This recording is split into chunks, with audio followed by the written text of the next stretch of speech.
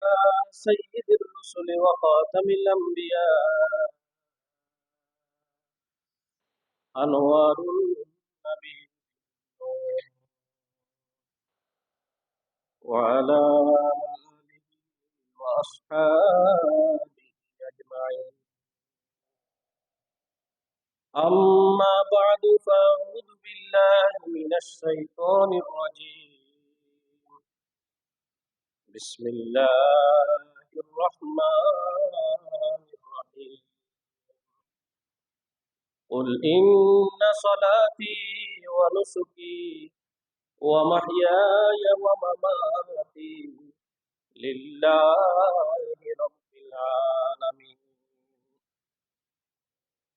اللهم صل على محمد وعلى آل محمد كما صليت على إبراهيم وعلى آل إبراهيم إنك حميد مجيد.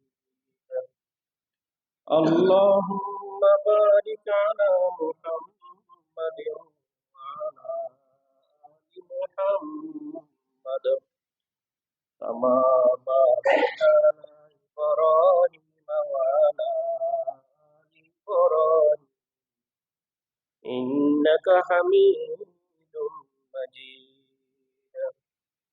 اے خاصا نے رسول وقت دعا اے خاصا نے رسول وقت دعا امت پہ تیری آگے وقت پڑا جو دین بڑی شان سے نکلا تھا وطن سے جو دین بڑی شان سے نکلا تھا وطن سے پردیس میں وہ آج غربا ہے جس دین کے مدعو تھے تو بھی قیصر کسریٰ جس دین کے مدعو تھے تو بھی قیصر کسریٰ اس دین میں خود بھائی سے بھائی جدا ہے اس دین میں خود بھائی سے بھائی جدا ہے. আল্লাহ পাকের মেহেরবানি যে আল্লাহ তাআলা আমাদেরকে জিলকদ মাসের শেষ জুমা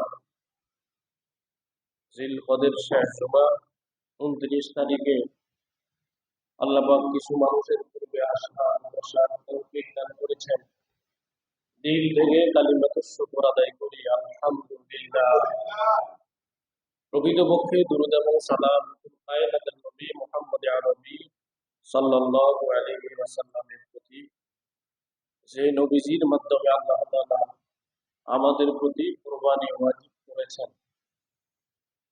ইতিহাস থেকে জানা যায় কুরবানি বাবা আদম আলাইহিস সালাম থেকে নিয়ে ঈসা আলাইহিস সালাম পর্যন্ত পরবর্তীতে আমাদের নবী পর্যন্ত রাসূলুল্লাহ সাল্লাল্লাহু আলাইহি ওয়াসাল্লামকে সাহাবায়ে কেরাম জিজ্ঞাসা করলেন মা হাযিহিল আযাহি ইয়া রাসূলুল্লাহ, ওগো নবীজি আমরা যে কুরবানি করি কুরবানি এটা কি জিনিস?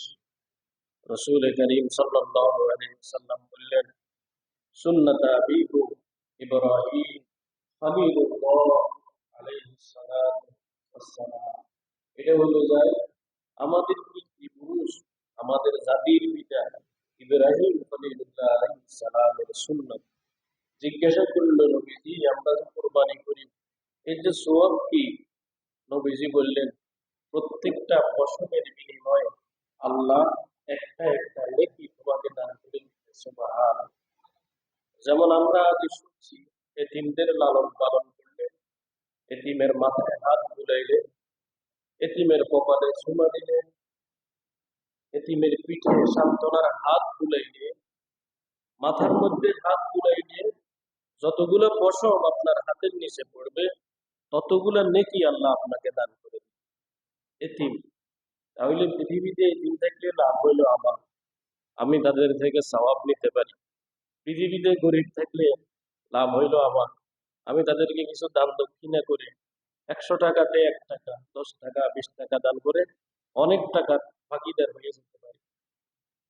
খায়ের জিলহজ মাস আমাদের সামনে আগত। জিলহজ মাস আসতেছে। আল্লাহ তাআলার কাছে যে মাসগুলো অনেক দামি, তার মধ্য থেকে একটা মাস হইল জিলহজ। জিলহজ মাস আসার পূর্বে প্রস্তুতি নেয়া।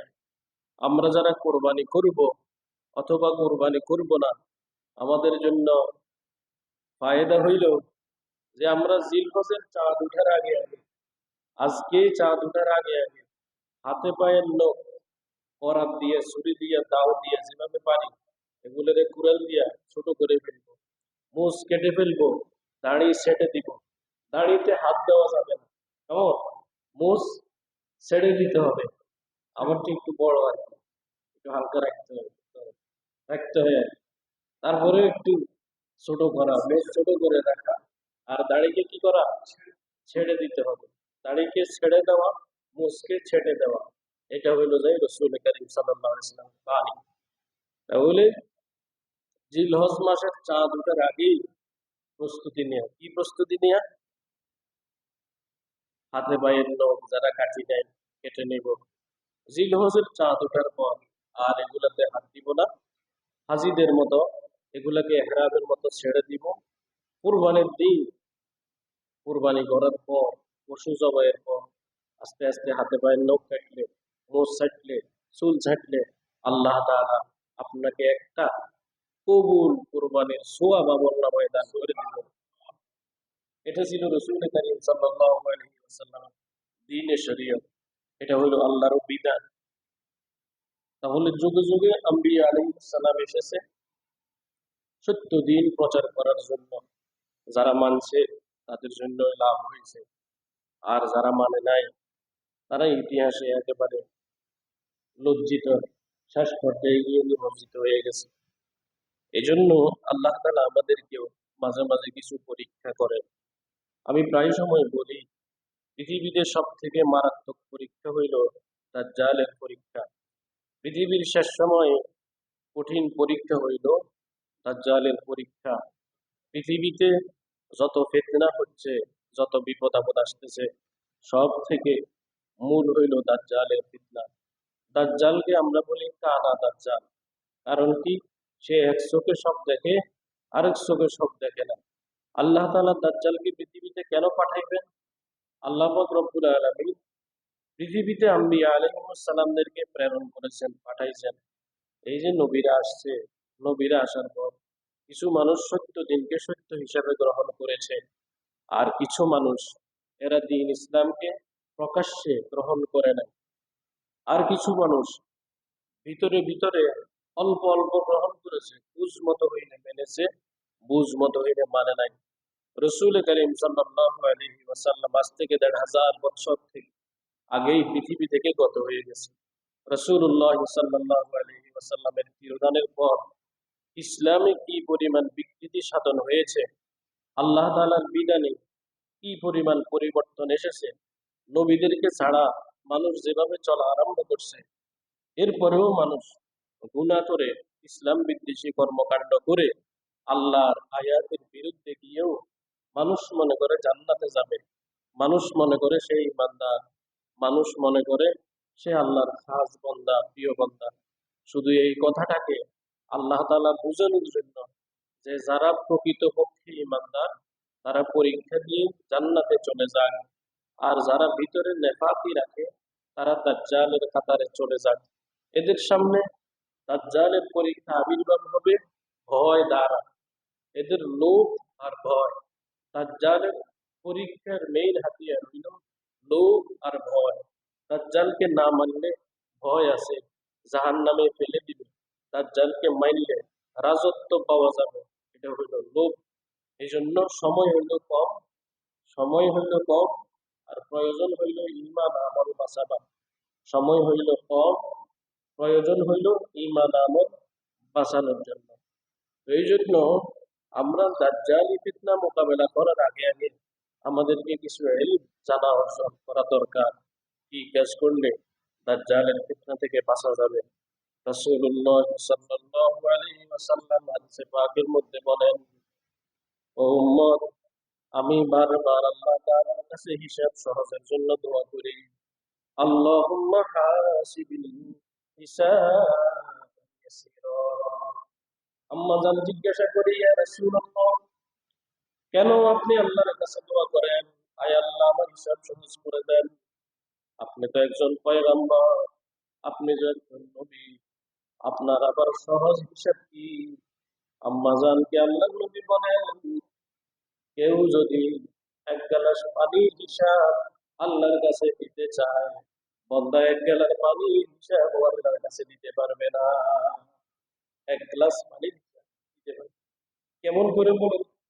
এক গ্লাস পানি আমার কাছে আসছে, আমি মনে করি মাম কোম্পানি এটা আমার জন্য বানাই দিচ্ছে, ড্রিঙ্কিং ওয়াটারটা মাম কোম্পানি আমার জন্য প্রস্তুত করছে, বাজারজাত করছে। ওরা কিন্তু বানায় না। ডাব থেকে, পানি থেকে, নারকেল থেকে, সমুদ্র থেকে, মিষ্টি পানির খনি থেকে, লেয়ার থেকে পানি উত্তোলন করছে মাত্র। এগুলাকে কিছু মেডিসিন প্রয়োগ করে বাজারে ছেড়ে দিচ্ছে। ওরা কেউ বানায় নাই। ওরা যদি পানি বানাইতে পারতো, তাহলে এই যে সুন্দরবনে ঘূর্ণিঝড় রেমেলের আঘাত থাকতো, মানুষের প্রজেক্ট নষ্ট হয়ে গেছে, মিষ্টি পানিগুলা নোনা পানিতে পরিণত হয়ে গেছে, মানুষের লক্ষ কোটি টাকা লস হয়ে গেছে। ইমানদার মুসলমান, আল্লাহ পাক আমাদেরকে আখিরাতের ময়দানে সহজ হিসাব করে দেন বলি আমিন। তাহলে সময়টা ফিতনার প্রয়োজন, ঈমান আমল বাঁচাবার। সময়টা ফিতনার প্রয়োজন, ঈমান আমল বাঁচাবার। সময়টা ফিতনার প্রয়োজন, ঈমান আমলকে বিশুদ্ধ করে বাঁচাবার। প্রয়োজন ঈমানকে নিয়ে মরার। প্রয়োজন ইখলাসের সাথে আল্লাহর কাছে কাজগুলো উপহার দেয়া। ইমানদার মুসলমান, রাসূল করিম সাল্লাল্লাহু আলাইহি ওয়াসাল্লাম আল্লাহ তাআলার কাছে দোয়া করতেন দাজ্জালের ফিতনা থেকে বাঁচার জন্য। আল্লাহুম্মা ইন্নী আউযু বিকা মিন ফিতনাতি মাসীহিদ দাজ্জাল। রাসূল দোয়া করে, তিনি নবীদেরও নবী, কুল কায়নাতের নবী, আল্লাহর বন্ধু, যার জন্য আরশ মহল্লা ভ্রমণের একটা জায়গা হয়। আরশ মহল্লা আল্লাহ তাআলার আরশে আজিম, যার ভ্রমণের জায়গা। এজন্য গণকবি বলছেন, তু পূজা মন পূজা ইয়া রাসূলুল্লাহ, मेरा घर खा के ऊपर और तेरे राह गुजर সিদরাতুল মুনতাহা। ইয়া রাসূলুল্লাহ, আমি ঘুরে ফিরে মাটির ঘরে যাই, যেখানেই যাই ঘুরে ফিরে আবার মাটির ঘরে যাই। মেরা ঘর খাতে পর, আমার ঘর হইল মাটির উপর। আর তেরা রাহ গুজার, আর আপনার শহরের জায়গা হইছে আল্লাহ তাআলার আরশে আজিম, সিদরাতুল মুনতাহা পর্যন্ত। ইনদা সিদরাতুল মুনতাহা। রাসূল করিম সাল্লাল্লাহু আলাইহি ওয়াসাল্লাম আল্লাহ তাআলার কাছে দোয়া করতেন, আল্লাহুম্মা ইন্নী আউযু বিকা মিন ফিতনাতি মাসীহিদ দাজ্জাল। আল্লাহ, দাজ্জালের ফিতনা থেকে আমাদেরকে কি করেন? বাঁচাই দেন। দোয়া করেন। মারাত্মক ফিতনা। দাজ্জাল কবর থেকে উঠাইয়াও মানুষদেরকে পরীক্ষা করবে। দাজ্জাল কবর থেকে উঠাইয়াও মানুষদেরকে পরীক্ষা করবে। আল্লাহ কেন এই পরীক্ষা করবে? আল্লাহ তাআলা এই জন্যই পরীক্ষা করবে, যেন সাদা সাদা আলাদা হয়ে যায়, আর কালা কালা আলাদা হয়ে যায়। নেফাকি না থাকুক, গুপ্ত না থাকুক, লুপ্ত না থাকুক, এটা আল্লাহ তাআলা চায়। এই জন্য আল্লাহ তাআলা প্রমাণ করে দিবে। আমরা গত জুমা আলোচনা শুনেছি যে আল্লাহ তাআলা আমাদেরকে পৃথিবীতে কেন প্রেরণ করছে। আল্লাহ তাআলা আমাদেরকে পৃথিবীতে প্রেরণ করার একটা উদ্দেশ্য আছে। আল্লাহ তাআলা রূহ জগতে আমাদের সবাইকে জিজ্ঞাসা করছে, আলাস্তু বিরব্বিকুম, আমি কি আপনাদের রব নয় নাকি? আপনাদের রব কে?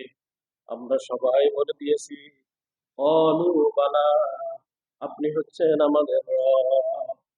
রূহ জগতে সবাই একসাথে স্বীকারোক্তি দিলাম যে আল্লাহ, আপনি হচ্ছেন আমাদের রব, আপনি হচ্ছেন আমাদের খালিক, আপনি আমাদের মালিক। আল্লাহ তাআলা বললেন, যাও, এই কথাটার প্রমাণ দুনিয়াতে গিয়ে একটু পরীক্ষা দিয়ে আসো, দুনিয়াতে গিয়ে মানো কিনা। এরপরে মায়ের রেহেমে আসলাম, মায়ের রেহেমকে মনে হয়েছে বিশাল বড়, ওখান থেকে আসতে চাই নাই। আল্লাহ তাআলা ফেরেশতা পাঠাইয়া ধাক্কাইয়া মায়ের রেহেম থেকে বের করে দুনিয়াতে পাঠাইছে।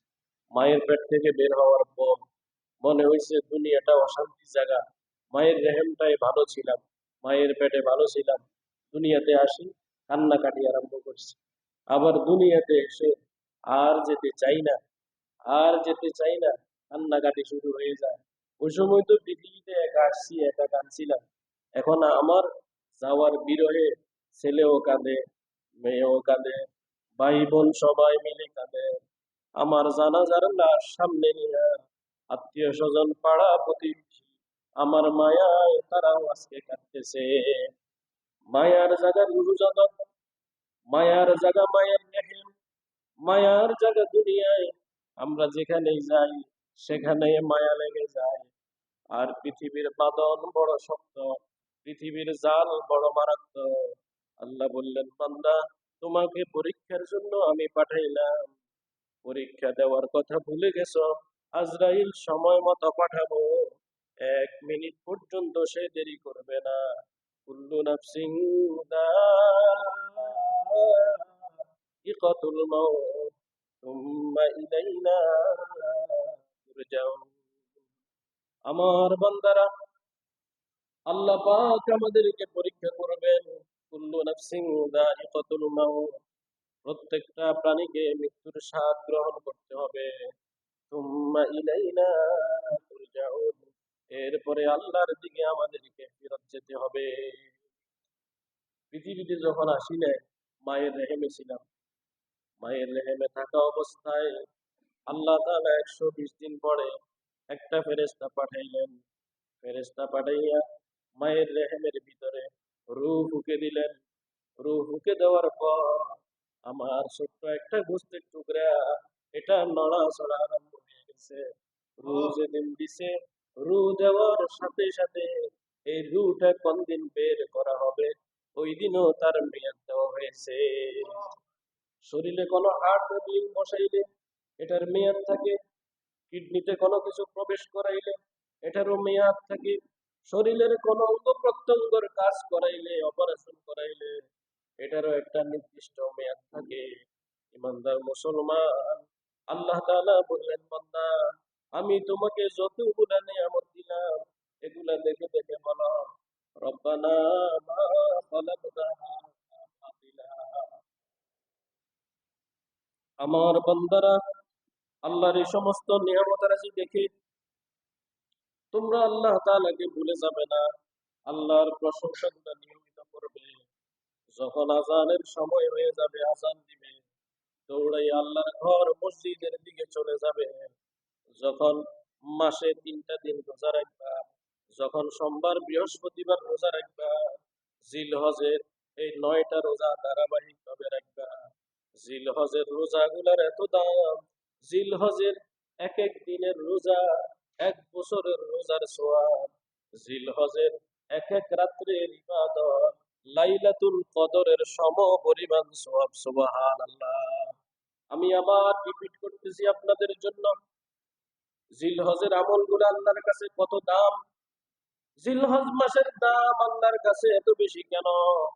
আল্লাহ তাআলা জিলহজে 10 রাত্রি নিয়ে গুরুত্বে বুঝাতে যাইয়া আল্লাহ পবিত্র কোরআনে বলেন, আউযু বিল্লাহি মিনাশ শাইতানির রাজীম, ওয়াল ফাজর ওয়া লায়ালিন আশর।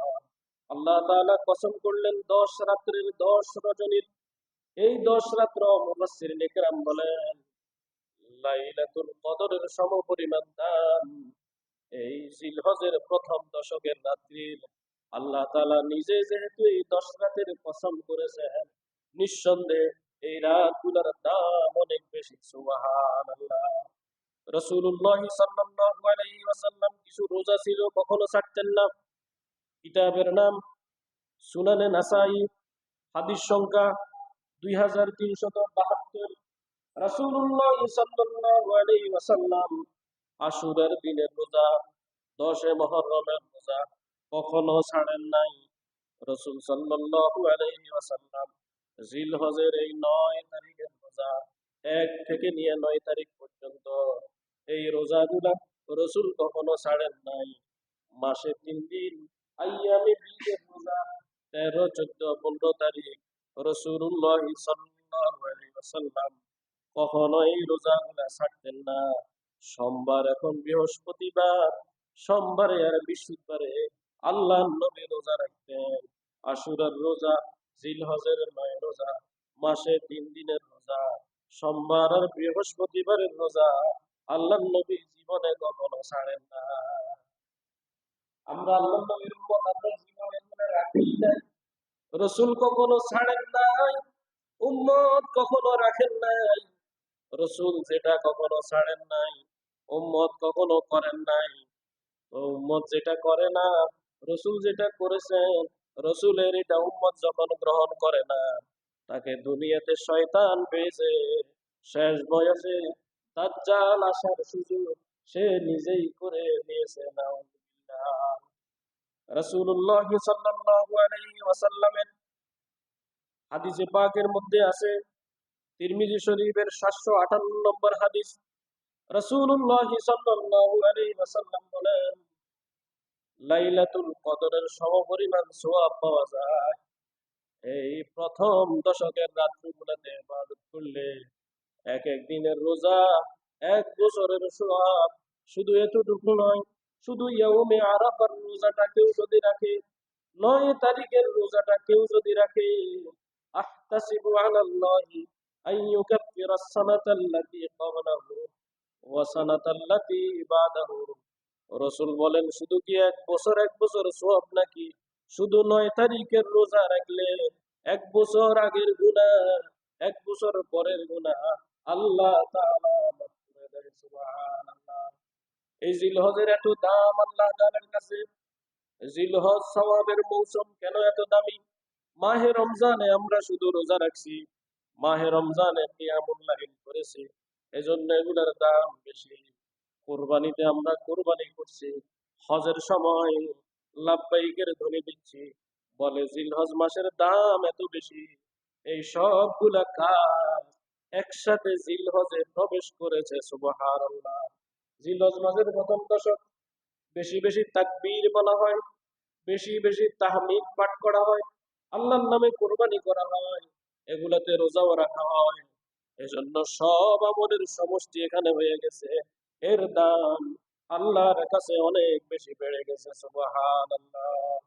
রাসূলুল্লাহ সাল্লাল্লাহু আলাইহি ওয়াসাল্লামের আরেকটা হাদিস, কিতাবের নাম সহিহুল বুখারী, হাদিস সংখ্যা 926। রাসূলুল্লাহ সাল্লাল্লাহু আলাইহি ওয়াসাল্লাম বলেন, আল্লাহ তাআলার কাছে এই 10 দিনের ইবাদত এত বেশি দামি, অন্য সময় ইবাদত করলে এত বেশি আল্লাহর কাছে পছন্দ হয় না। যখন মানুষের তৃষ্ণা লাগে, তখন শরবত না দেওয়ার সাথে সাথে 1 গ্লাস পানি দিলে ভালো লাগে। যখন মানুষের ক্ষুধা লাগে, ভালো করে ভিআইপি হোটেলের খাবার না এনে যা সামনে আছে তা দিলে তার কাছে ভালো লাগে। জিলহজের ইবাদত গুলা এত দাম। জিলহজের ইবাদত গুলা বন্দা যখন করে, বন্দা থাকে তো জমিনে, বন্দার রুহুটা আরশে আজিমে পৌঁছে যায়, বন্দার নামটা জান্নাতি মানুষদের কাতারে লিপিবদ্ধ হয়ে যায়। সুবহানাল্লাহ। লা ইলাহা লা ইলাহা লা ইলাহা ইল্লাল্লাহ লা ইলাহা ইল্লাল্লাহ মুহাম্মাদুর রাসূলুল্লাহ সাল্লাল্লাহু আলাইহি ওয়াসাল্লাম সাল্লাল্লাহু আলাইহি ওয়াসাল্লাম সাল্লাল্লাহু আলাইহি ওয়াসাল্লাম। কিতাবের নাম তিরমিজি শরীফ, 1523 নম্বর হাদিস, রাসূলুল্লাহ সাল্লাল্লাহু আলাইহি ওয়াসাল্লাম বলেন, উম্মত, জিলহজের চাঁদ উঠার পরে তুমি যদি নখ না কাটো, আজকে সন্ধ্যার আগে আগে আমরা হাতে পায়ের নখগুলা কেটে নিব, মোষটা সেটে নিব। চাঁদ উঠার পরে আর এখানে হাত দিব না। কিতাবের নাম তিরমিজি শরীফ, হাদিস সংখ্যা 1523, 1523 নম্বর হাদিস। রাসূলুল্লাহ সাল্লাল্লাহু আলাইহি ওয়াসাল্লাম বলেন, কুরবানির দিন যদি আবার নিজের হাতে পায়ের নখ কাটো, আল্লাহ তাআলা কুরবানির সমান সওয়াব আপনার আমলনামায় দান করে দিবে। সুবহানাল্লাহ। জিলহজের দাম গুলা কেন দামি? জিলহজ মাস উদিত হওয়ার পর থেকে নিয়ে হাজিরা লাব্বাইকের ধ্বনি দিতে থাকে। আর আমরা এই 9 তারিখ থেকে নিয়ে 13 তারিখ আসর পর্যন্ত আল্লাহু আকবার, আল্লাহু আকবার, লা ইলাহা ইল্লাল্লাহু, আল্লাহু আকবার, আল্লাহু আকবার, ওয়ালিল্লাহিল হামদ, আল্লাহু আকবার, আল্লাহু আকবার, লা ইলাহা ইল্লাল্লাহ, ওয়াল্লাহু আকবার, আল্লাহু আকবার, ওয়ালিল্লাহিল হামদ। জিলহজ মাস শুরু হয়েছে তো তাকবীরের ধ্বনি শুরু হয়েছে। জিলহজের মাস শুরু হয়েছে তো রোজার পয়গাম আর এলান, সাহারির আনন্দ শুরু হয়ে গেছে। জিলহজ এসেছে, কুরবানির জন্য পশু দেখভাল আরম্ভ হয়েছে। জিলহজ মাস এসেছে, বাইতুল্লাহর তাওয়াফে লাব্বাইকের স্লোগান বেড়ে গিয়েছে। জিলহজ এসেছে, রওজা পাকের আশপাশে আল্লাহ নবীজির পাগলরাও নবীজিকে জিয়ারতের সালামের মাত্রা বাড়িয়ে দিছে। জিলহজ মাস এসেছে, হাজিরা একরকম পোশাক পরেছে। জিলহজ মাস এসেছে, মিনা, আরাফা, মুজদালিফা, জাবালে রহমা সবগুলা লোকে লোকারণ্য হয়ে নতুন ভাবে সাজতেছে। জিলহজ মাস এসেছে, জমজমের পানি বেশি মানুষের হাতে উঠেছে। জিলহজ মাস এসেছে, সাফা মারুয়াতে মানুষ আল্লাহর বড়ত্বতা ঘোষণা করতেছে। জিলহজ মাস এসেছে, গোটা পৃথিবীর মানুষ একসাথে আল্লাহর প্রশংসা আরম্ভ করে দিয়েছে। সুবহানাল্লাহ। কিতাবের নাম মুসান্নেফ আবি শাইবা, হাদিস নম্বর 5681। রাসূলুল্লাহ সাল্লাল্লাহু আলাইহি ওয়াসাল্লাম বলেন, 9 তারিখ ফজর থেকে নিয়ে 13 তারিখ আসর পর্যন্ত এই তাকবীরটা তোমরা দিবা। এই তাকবীরটা বাবা ইব্রাহিমের ধ্বনি, যার উপর আল্লাহ তাআলা কুরবানির বিধান নাযিল করেছেন।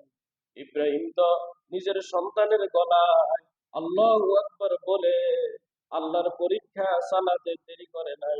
ইমানদার মুসলমান, তোমরাও তোমাদের নিজের দামি সম্পদ গুলা আল্লাহর রাস্তায় ব্যয় করতে কখনো চিন্তা ভাবনা করবে না।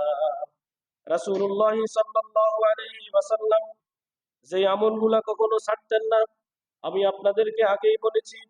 রাসূলুল্লাহ সাল্লাল্লাহু আলাইহি ওয়াসাল্লামের একটা হাদিস, কিতাবের নাম তিরমিজি শরীফ, হাদিস সংখ্যা 758। রাসূলুল্লাহ সাল্লাল্লাহু আলাইহি ওয়াসাল্লাম হাদিসে পাকের মধ্যে বলেন, জিলহজের এক এক দিনের সওয়াব, জিলহজের এক এক দিনের রোজার সওয়াব আল্লাহ তাআলা 1 বছরের সমান সওয়াব আমলনামায় দান করে দিবে।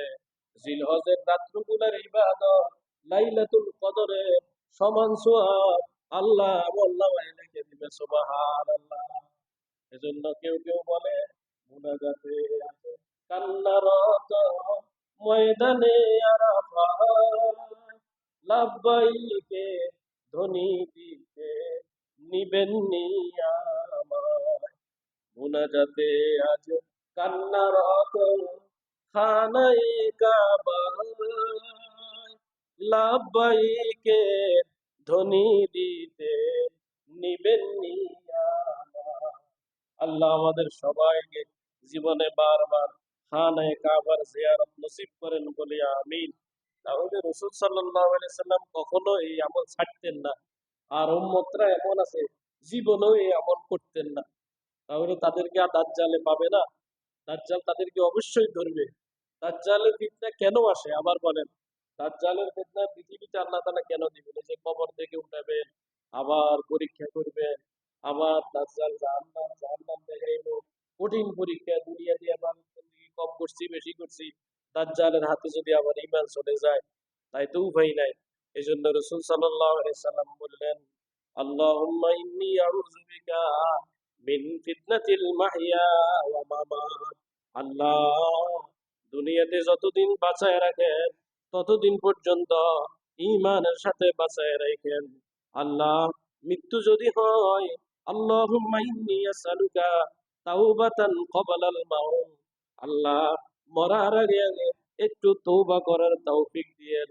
ওয়া রাহাতান ইনদাল মাউত, মৃত্যুর সময় সাকারাতটা সহজ কইরা দিয়েন। ওয়া রাহাতান ইনদাল মাউত, মৃত্যুর সময় মানুষ হাত পাও যে আশ্রয়, মানুষ যে চোখ বড় করে ফেলে, মানুষ যে লাফ দিয়ে পিছন দিকে পালাইতে চায়, মানুষ যে আজরাইলকে দেখে ধরতে চায়, মারতে চায়। বড় হাতান ইনদাল মাউত, মৃত্যুর সময় ব্রেনটাকে সুস্থ রেখে একটু রাহা তারা ফিয়ত আমাকে দান করবেন। ও রহমাতান বাদাল মাউত, মৃত্যুর পরে একটু রহমত ভিক্ষা দিয়ে দিয়েন।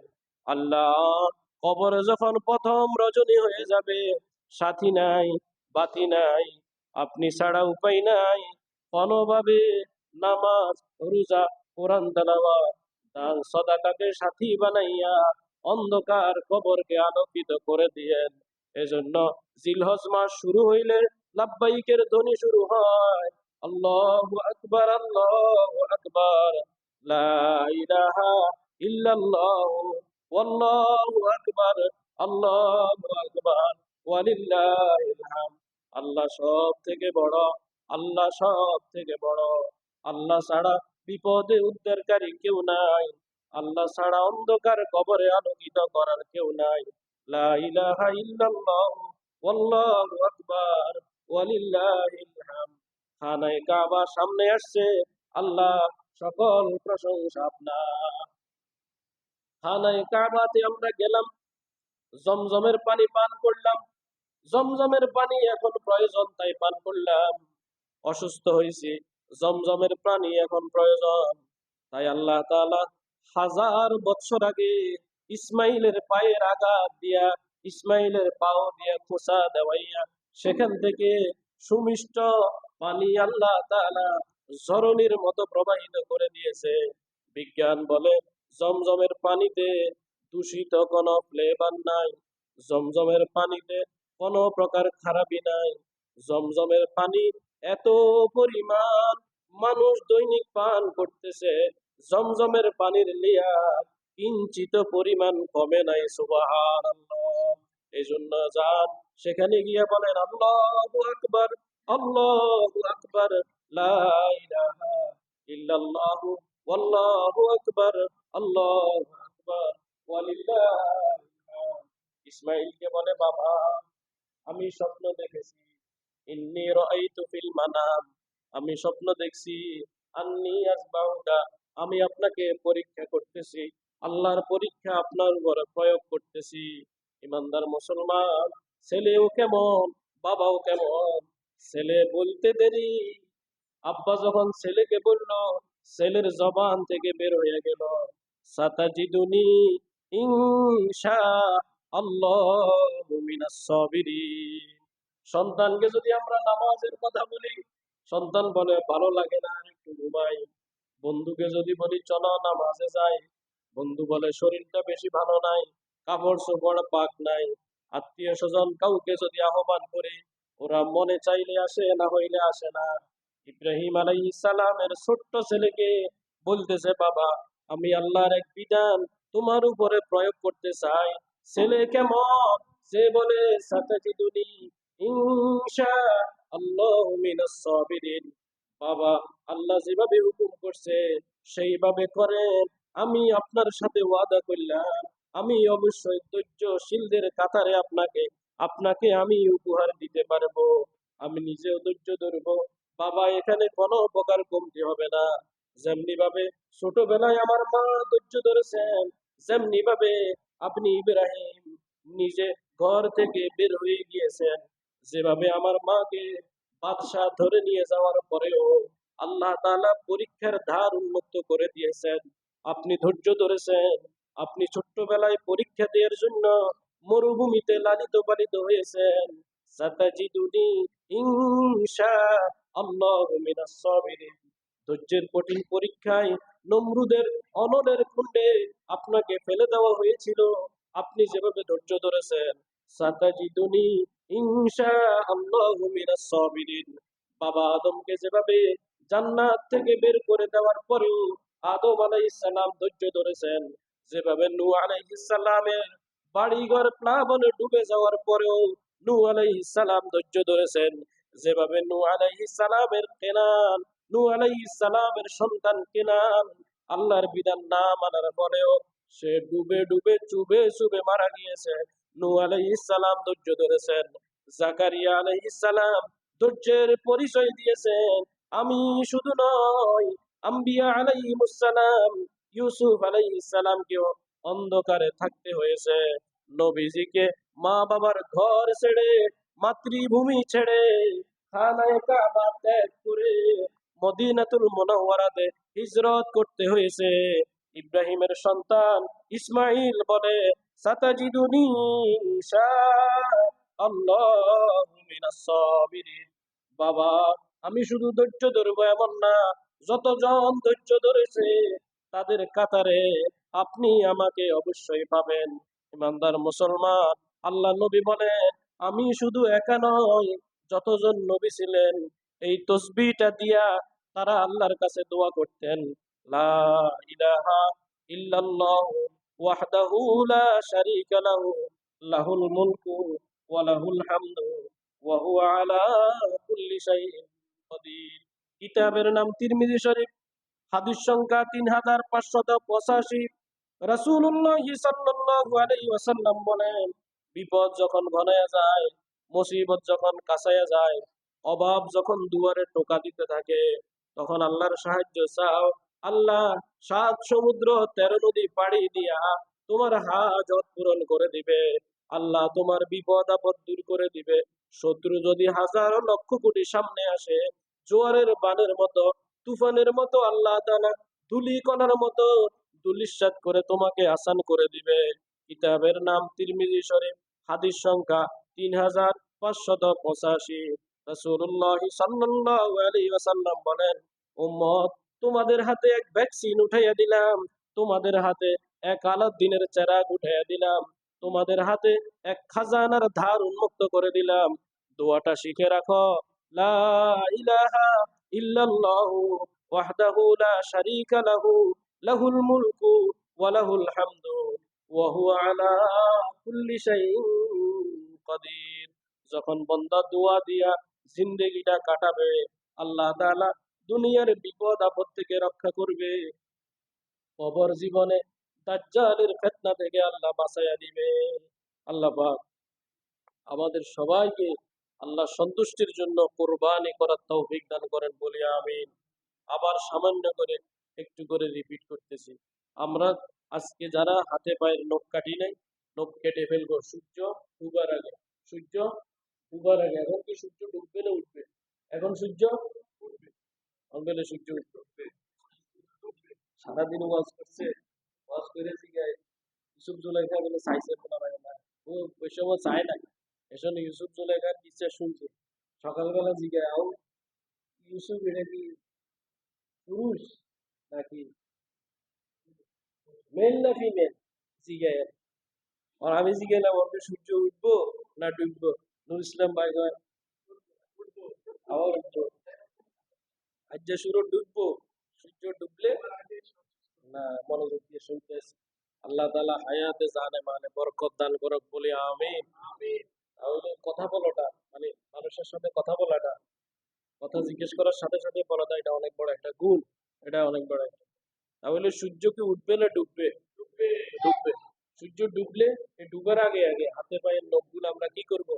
কেটে ফেলবো। আম্মা জিরা, আমার মোবাইল চিন্তা, হাতে পায়ের নখ কেটে ফেলবো, মোজ সেটে ফেলবো। হ্যাঁ, মোজ সেটে ফেলবো। নুর ইসলাম ভাইটাও ইনশাআল্লাহ আমরা জিজ্ঞেস করে নেবো।